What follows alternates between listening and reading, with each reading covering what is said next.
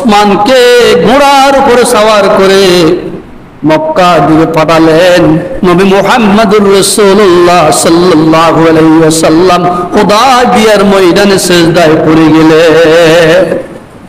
আল্লাহ, কারণ আল্লাহ রাসূল সাহাবায়ে কেরামদেরকে অতি মহব্বত করতেন, ভালোবাসতেন। কারণ সাহাবীরা তো রাসূলুল্লাহর একেবারে নিকটের লোক, নিকটের লোক না, যারা আশায় মুবাশশারা 10 জন সাহাবীকে জান্নাতের সুসংবাদ দিয়েছেন দুনিয়াতে। আল্লাহ, তার মধ্যে একজন ওসমান রাদিয়াল্লাহু তাআলা। ওসমান রাদিয়াল্লাহু তাআলা আনহু ঘোড়ায় আরোহণ করলেন, মক্কা দিকে রওনা হয়ে গেলেন। নবী মুহাম্মদুর রাসূলুল্লাহ সাল্লাল্লাহু আলাইহি ওয়াসাল্লাম সিজদায় পড়ে দোয়া করলেন, আল্লাহ, আমার ওসমানকে হাজার হাজার কাফেরদের ভিতরে আমি প্রেরণ করলাম, যারা অশ্ব সুসজ্জিত কাফের। তুমি আমার ওসমানকে একটু হেফাজতের দায়িত্ব গ্রহণ করো। ওসমান রাদিয়াল্লাহু তাআলা আনহু মক্কা দিকে রওনা হয়ে গেলেন।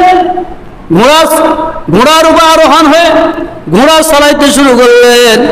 মক্কার কাফেররা চতুর্দিকে সুসজ্জিত অবস্থা অস্ত্র নিয়ে, কারণ তখন মুহাম্মদ অশ্ব শস্ত্র নিয়ে সাহাবীদেরকে নিয়ে আমাদের সাথে যুদ্ধ করতে আসে, এই জন্য বিভিন্ন জায়গায় পাহারাদার দিলেন।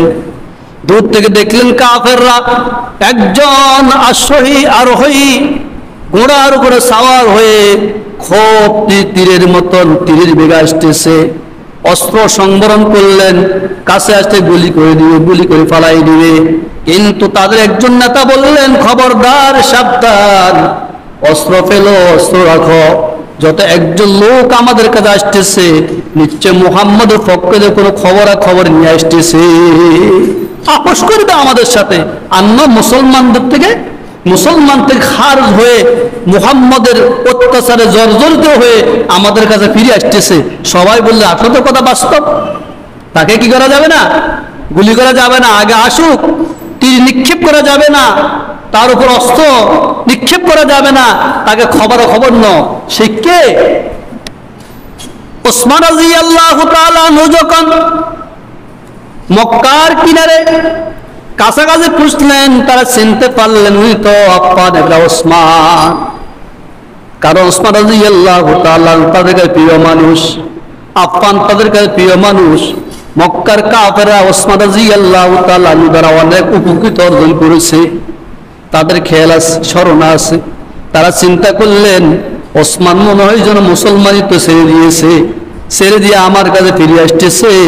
ওসমানকে তারা জড়াই ধরলেন। ইতিহাস লেখে, তাফসীর লেখে, ওসমান রাদিয়াল্লাহু তাআলা আনহুকে জড়াই ধরলেন। ওসমান, তুমি তো ভালো, তোমার বাপ বালা, সব বালা, কেন মুহাম্মদের কালিমা স্বীকার করে কেন আমাদের পাশে চলে গেলা? ওরে ওসমান, তুমি তো কালিমা ছেড়ে চলে আসছো, খুব ভালো হয়েছে, আমরা তোমাকে বরণ করে নিলাম। এক, মক্কার অনেক মুরব্বী শ্রেণীর লোকেরা, দাড়ি পাকা মানুষ, চুল সাদা মানুষ, তারা ওসমানকে ধরে কেঁদে দিলেন। ওরে ওসমান, এতদিন পর্যন্ত আমাদের ফাঁস থেকে দূরে সরে গেছে, সবসময় তোমাকে আমরা খুঁজি, সবসময় তোমার কথা মনে উঠে। আজকে মুহাম্মদের কালিমা ছেড়ে মুহাম্মদের অত্যাচারে জর্জরিত অবস্থায় ছিল, আজকে মুহাম্মদকে ছেড়ে দিয়ে আমার কাছে চলে আসলাম। দেখছেন, আমরা হলে তো মানে তাদের মহব্বত আর ভালোবাসার ভিতরে কি পড়ে যেতাম। হ্যাঁ, আসল কথা ঠিক নাকি? ওসমান সীসা প্রাচীরের মতন দাঁড়ায় সাহাবায়ে কেরাম। আল্লাহ রাব্বুল আলামিন এই সূরার মধ্যে বলছেন, মুহাম্মাদুর রাসূলুল্লাহি ওয়াল্লাযীনা মাহু আশিদ্দাউ আলাল কুফফার রুহামাউ বাইনাহুম। আল্লাহ রাব্বুল আলামিন সূরাতুল ফাতহার মধ্যে বলে, মুহাম্মাদুর রাসূলুল্লাহি ওয়াল্লাযীনা মাহু আশিদ্দাউ আলাল কুফফার।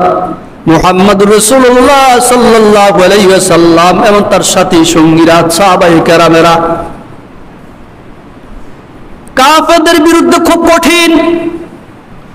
কঠোর, কিন্তু আপোষে পরস্পরের মিল, মহব্বত, আন্তরিকতার সাথে আছে। আশিদ্দাউ আলাল কুফফার, কাফের যে খুব কঠিন। রুহামাউ বাইনাহুম, পরস্পর রহমশীল, দয়াচিত্রা। কাফেরদের তো খুব কঠিন, কিন্তু সাহাবায়ে কেরাম একে অপরের মধ্যে অতি মহব্বত, ভালোবাসা, ভ্রাতৃত্ব বন্ধন, এই মহব্বতের ভালোবাসা কার কারণে পেয়েছে?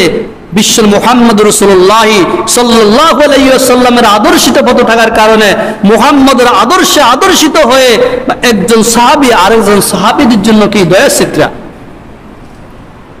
একজন সাহাবী আরেকজন সাহাবীর জন্য সেই না খেয়ে, নিজে না খেয়ে অপর সাহাবীদেরকে খাওয়াইছে। আল্লাহু আকবার।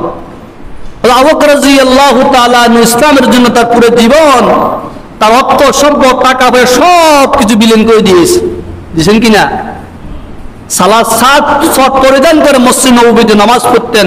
যে আবু বকর শিল্প কারখানার মালিক ছিল, মক্কার অলিতে গলিতে একমাত্র মুহাম্মদ রাসূলুল্লাহ সাল্লাল্লাহু আলাইহি ওয়াসাল্লাম আদর্শে আদর্শিত হয়ে দুনিয়ার মহব্বত আর ভালোবাসা সব ছেড়ে দিয়ে সকল সম্পদ উজাড় করে দিয়েছেন। সুবহানাল্লাহ বলেন না? এটা হলো সাহাবায়ে কেরাম। অথচ একজন সাহাবী আরেকজন সাহাবীর জন্য দয়া চিত্রা, মহব্বতের ভালোবাসা, কিন্তু কাফেরদের খুব কঠিন, খুব দৃঢ়, খুব মজবুত।